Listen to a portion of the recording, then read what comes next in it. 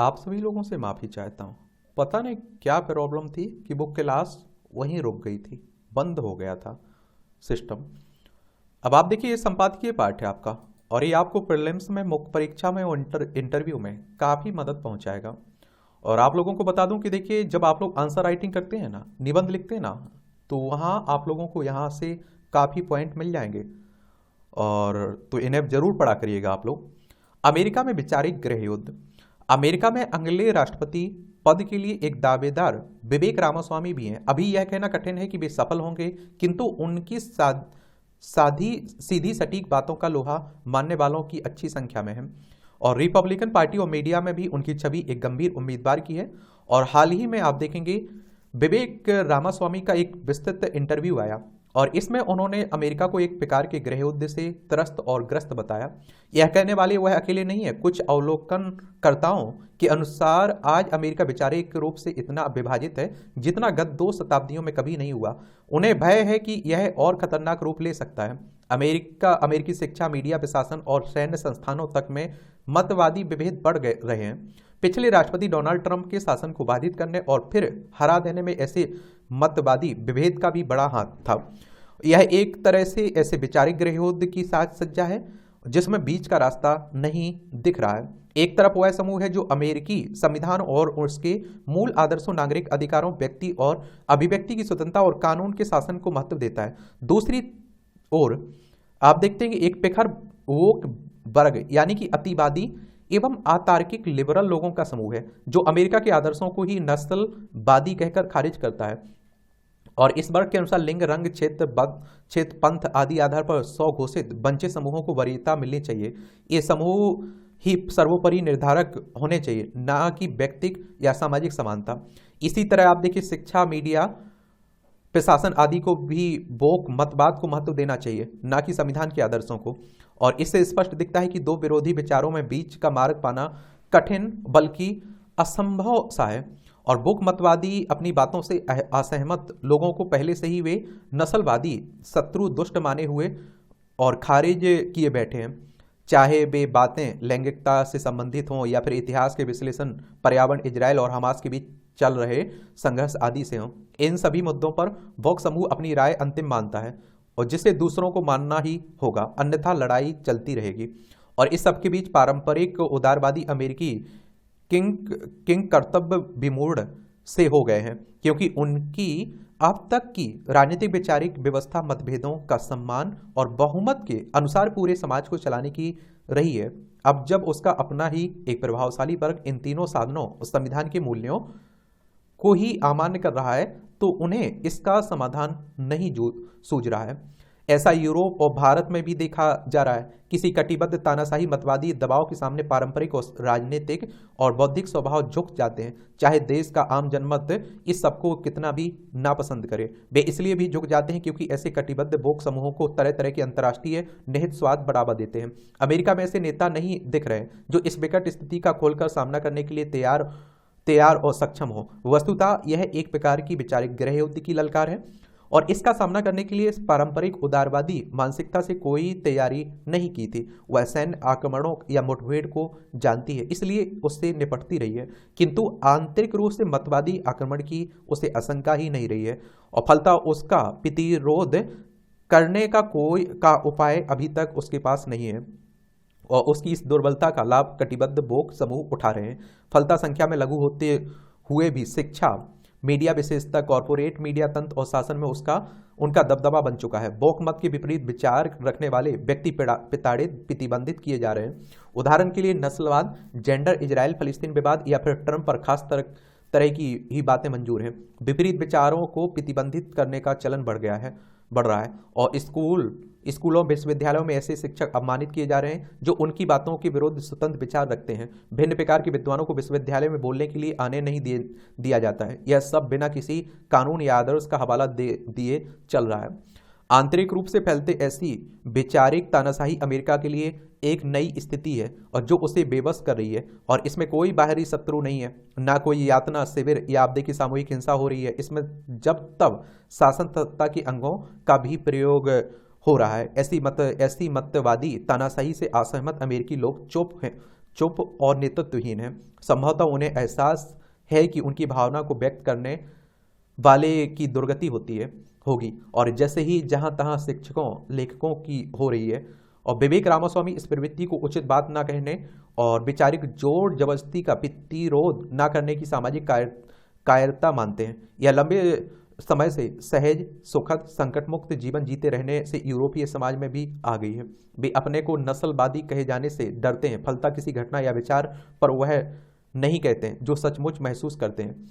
और यह वही कायरता है जो भारत में हिंदू संप्रदाय कहलाने के डर से असंख्य बौद्धिक और लेखकों आदि में रही है और अब भी है। एक छोटे पर वाचाल संगठित मतवादी वर्ग ने इस शब्द को कोड़े के रूप में सफलतापूर्वक इस्तेमाल किया, और जिससे अधिकांश नेता, प्रशासक और बौद्धिक डरते हैं, वही स्थिति अमेरिका में बौक मतवादिता के दबाव में बन गई है। विवेक रामास्वामी ने इसी पर निर्भीक होकर अंगुली रखी है। उनके विचार से यह अमेरिकी समाज के लिए अस्तित्व का संकट बन चुका है और जिसे हल्के से लेने का गंभीर परिणाम हो सकता है। वोक मतवाद अमेरिका तक सीमित नहीं है, इसका प्रभाव सभी लोकतांत्रिक देशों में फैल गया है। इसके चलते साफ साफ अनुचित मांगे घटनाएं भी वोक दृष्टिकोण से ही व्याख्यायित की जाती हैं। इसी के तहत इजरायल पर हमास के हमले की निंदा करने से बचा जा रहा है। वोक विचारों के दबाव के चलते अमेरिका का अगला राष्ट्रपति चुनाव निर्णायक हो सकता है। इसका प्रभाव संपूर्ण लोकतांत्रिक विश्व पर पड़ सकता है। लेखक हैं, राजनीति शास्त्र के प्रोफेसर, वरिष्ठ स्तंभकार हैं शंकर सरन, इनके द्वारा यह आर्टिकल लिखा गया है। ये सच से ज्यादा असरकारी झूठ, आज झूठ का भविष्य सच से ज्यादा उज्जवल है। सच की हालत नक्कार खाने में तूती की तरह हो गई है। हास्य बैंक कसा जा रहा है, देख लिया करिएगा। साइबर धोखाधड़ी के बढ़ते मामले 2014 में आप देखते हैं कि राष्ट्रीय अपराध रिकॉर्ड ब्यूरो के अनुसार कहा जा रहा है 1286 थे, 2022 में आप देखते हैं 17,470 हो गए हैं। तो किस तरह से बढ़ रहे हैं। आत्मिक मार्गदर्शन, दुखालयम शाश्वतम कहकर गीता में संसार को दुखालय कहा गया है। फिर यहाँ सुख की प्राप्ति कैसे हो सकती है, इसलिए संसार में सुखद प्रतीत होने वाले सभी भोगों की परिणति दुख में होती है। अच्छा कॉलम लिखा जाता है, देख सकते हैं आप। खालिस्तानियों का जो उत्पाद मचा हुआ है अमेरिका में, कनाडा में, उसी की बातें हो रही, कई और अन्य देशों में।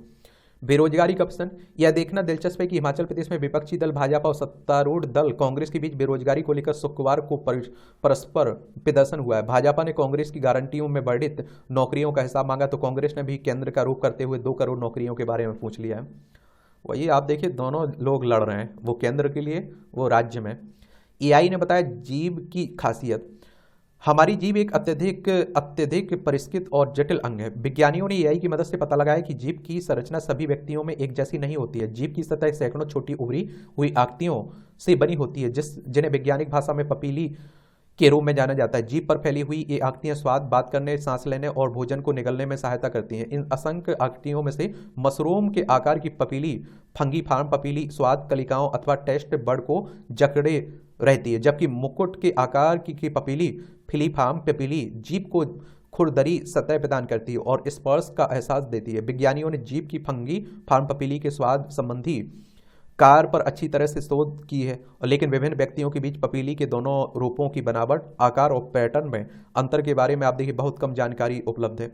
गत दिनों एडिनबरा और लीड्स विद्यालयों के शोधकर्ताओं की एक टीम ने मानव जीभ के त्रिआयामी सूक्ष्म स्कैन में पपीली की विशेषताओं को समझने के लिए एआई कंप्यूटर मॉडल को प्रशिक्षित किया है।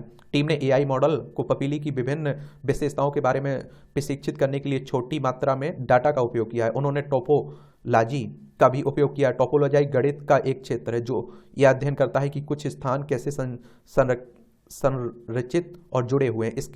इसने एआई उपकरण को 85% सटीकता के साथ पपीली की किस्म की भविष्यवाणी करने और जीभ की सतह पर फिलीफार्म और फंगीफार्म पपीली की स्थिति को नापने में सक्षम बनाया है।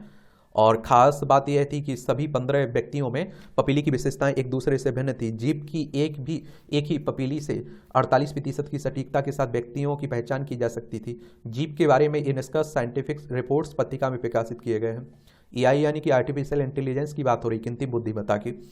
यह अध्ययन जीभ की सतह की जटिल वास्तुकला को समझने में मदद करती है। ये माइक्रोन 1 मीटर का 10 लाखवां हिस्सा आकार की विशेषताएं प्रत्येक व्यक्ति के लिए अनोखी हैं। इस शोध से जुड़े विज्ञानियों का कहना है कि हम जीभ की विशेषताओं के आधार पर विशिष्ट लोगों और अल्प पोषित आप आबादियों की स्थितियों के अनुरूप भोजन तैयार करने में सक्षम हो सकते हैं। यह सुनिश्चित कर सकते हैं कि वे अपने भोजन का आनंद लेते हुए उचित पोषण प्राप्त कर सकें, और इससे मानव ऊतकों में असमान वृद्धि का शीघ्र पता लगाने और निदान करने में भी मदद मिल सकती है।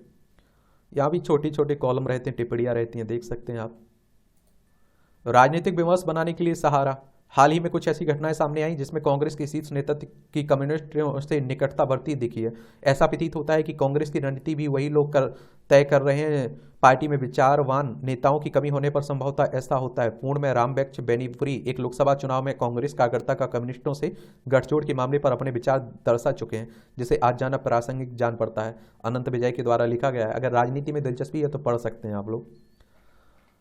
करोड़ीमल के यहाँ छापा, खरी खरी तंज कसा जा रहा है। शिक्षा का वास्तविक अभिप्राय। एक किताबें आपको पढ़ना हो तो पढ़ सकते हैं। जीवन को सबसे बड़ा स्कूल मानने वाले विख्यात दार्शनिक जे कृष्णमूर्ति की यह पुस्तक व्यवहारिक और औपचारिक शिक्षा के साथ साथ शैक्षिक उत्कृष्टता का भी अभिप्राय बताती है, जहाँ अपने अंतर्मन का ज्ञान भी सम्मिलित है। लोक व्यवहार का महत्व। इंदर सभा का ऐतिहासिक पाठ। लगभग 2 सदी पूर्व लिखे गए एक नाटक का लेखन ने नया रूप दिया, जो लोकप्रिय परंपराओं और नाट्य कला के अंतर संबंधों के प्रमाण के तौर पर अवध की सांस्कृतिक विरासत को आकार देता ही प्रतीत हो रहा है। किसान उत्पादों के लिए बढ़ रहे निर्यात के मौके। पूर्वांचल से पहली बार खाड़ी के देशों को भेजा गया आलू। 111 देशों को हो रहा है फल और सब्जी का निर्यात। देखिए, घरेलू कोयले से बिजली उत्पादन 8.38% बढ़ा। मूल्यांकन वर्ष 2024-25 के लिए ITR यानी कि आयकर रिटर्न 1 और 4 फॉर्म जारी हुआ। 50 लाख रुपए तक की आय वाले व्यक्ति व फॉर्मों के लिए होते हैं यह फॉर्म। बजाज पल्सर मेनिया में पहले स्थान पर रहे मोहम्मद नुमान।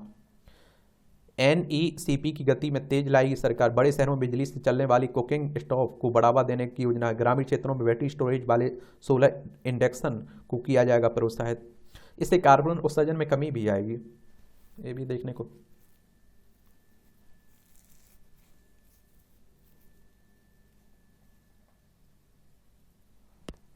कानपुर IIT में संबोधन के बीच प्रोफेसर खंडेकर की हार्ट अटैक से मृत्यु हो गई है।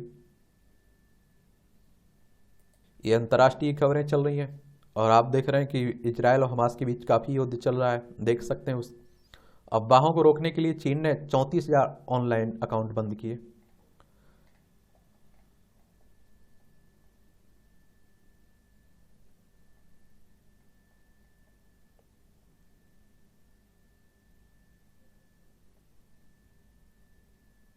ISI की इमारत पर हमला करने वाले TTP कमांडर को मार गिराया। ये पाकिस्तान में आतंकियों से जूझ रहा है। चला, ऐसे ही खबरें बढ़ रही हैं। जापान ने अपने रक्षा बजट में 16% की बढ़ोतरी की है और 43 खरब एन वर्ष 2027 तक खर्च करने की योजना है। 12 क्रूज मिसाइल लड़ाकू विमान के लिए बढ़ाया बजट। जापान में क्रिसमस का उत्साह देखने को मिल रहा है। ये आपका खेल का क्षेत्र है, इसे भी देख लिया करिएगा। और खेल में याद रखा करिए किस खिलाड़ी का संबंध किस खेल से है, इसने क्या खास उपलब्धि हासिल की, ये याद रखना चाहिए आपको। मैनचेस्टर सिटी बना क्लब विश्व कप का विजेता। हरमनप्रीत ने कराई वापसी। कप्तान हरमनप्रीत की बात हो रही क्रिकेट से।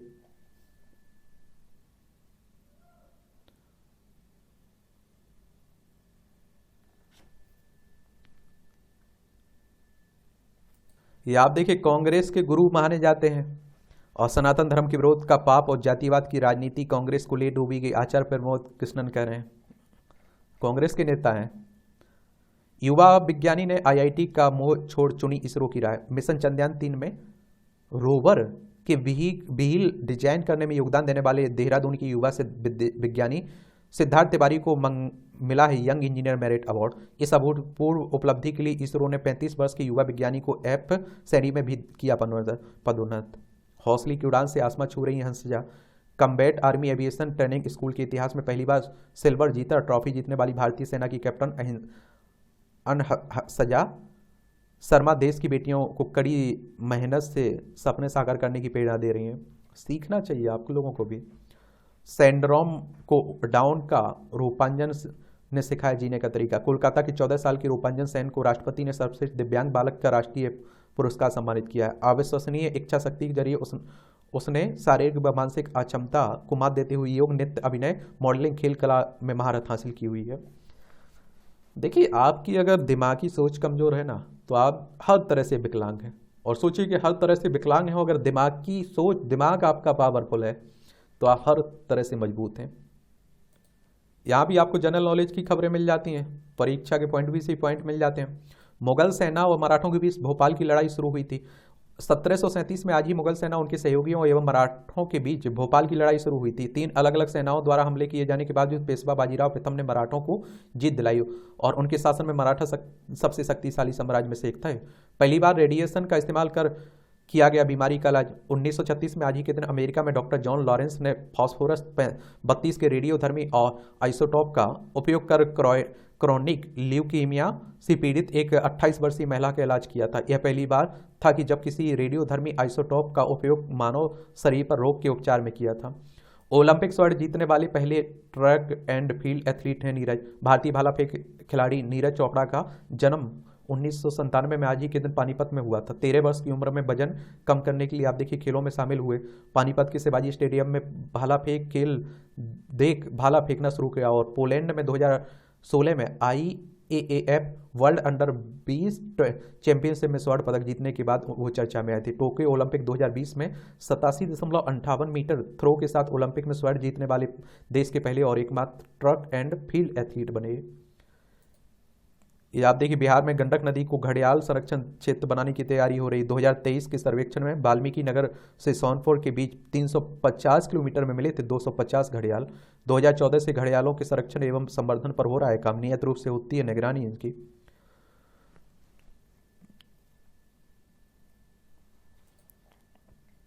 रीढ़ की हड्डी में इलेक्ट्रिक शॉक से इलाज अवसाद को दूर करने में मददगार हो सकता है। शोध मस्तिष्क के भीतर होने वाले शोर को कम करता है। 8 सप्ताह तक मरीजों ने ट्रायल में लिया हिस्सा। प्रति सप्ताह 3 से 20 मिनट के सत्र के हर सप्ताह आयोजित किया है।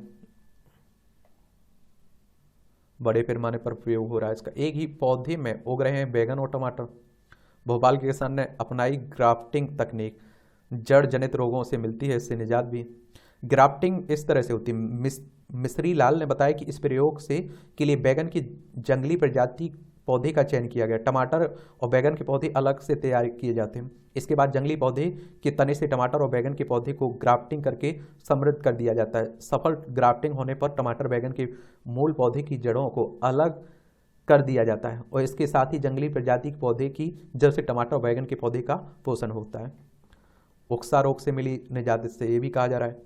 वायु प्रदूषण से बच्चों में बढ़ सकता है अस्थमा का अटैक। अनुसंधान कर रहे कुत्ते के मल बैग डिस्पेंसर को पुलिस ने समझा बम। सूर्यकाल का योग। ब्राजील के रियो डी जेनेरो में शनिवार को रिक्यो समुद्र तट पर सूर्योदय काल में योग के एक बड़े सत्र का आयोजन किया गया। इसमें महिलाओं ने भी पूरी तन्मयता के साथ भागीदारी की। पारंपरिक भारतीय जीवन शैली में सूर्योदय काल को अत्यंत महत्वपूर्ण स्थान पर प्राप्त है। ये मूवियों से जुड़ी खबरें हैं, पढ़ना हो तो पढ़ सकते हैं, छोड़ना हो तो छोड़ सकते हैं। इस तरह से आप देखेंगे कि आज के न्यूज़पेपर की कहानी खत्म होती है। आप लोग पढ़ते रहिए, एंजॉय करते रहिए। आपका कोई सवाल हो मेरे लिए, सुझाव हो तो आप जरूर बता सकते हैं। धन्यवाद आप सभी का।